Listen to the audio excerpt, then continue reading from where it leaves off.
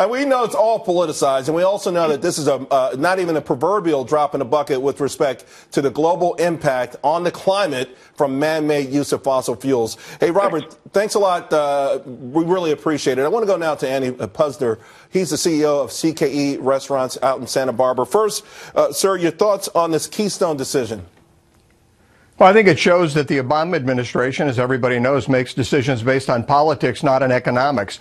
Nothing has helped this country more economically than the oil production that we've had domestically, particularly in North Dakota. And nothing's helped the working poor and low-income Americans more than the reduction in the price of gasoline at the pump.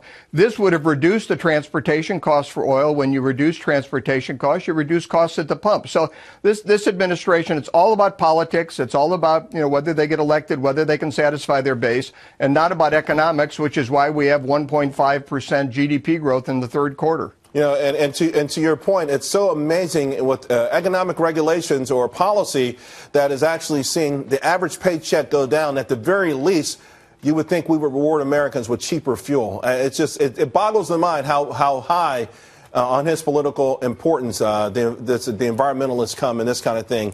I want to ask you, though, about Obamacare, because it's the president's signature legislation. And now all the worst case scenarios that we heard about, that we read about for the last couple of years, they're starting to come to fruition. One thing that doesn't get discussed a lot is the commissioner of the Internal Revenue Service came out in July and said 7.5 million people had paid the penalty rather than buy insurance in the Obamacare exchanges. 12 million people claimed an exception, that they didn't have to buy insurance or pay the penalty. And there's 30 different exceptions.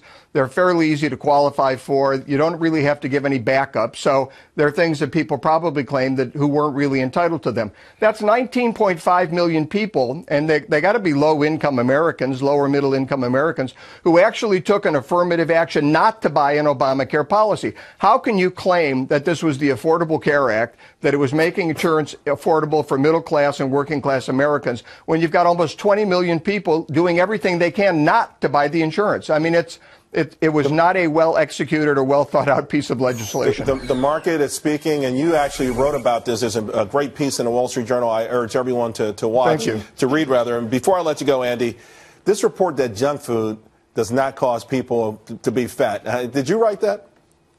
No, I didn't.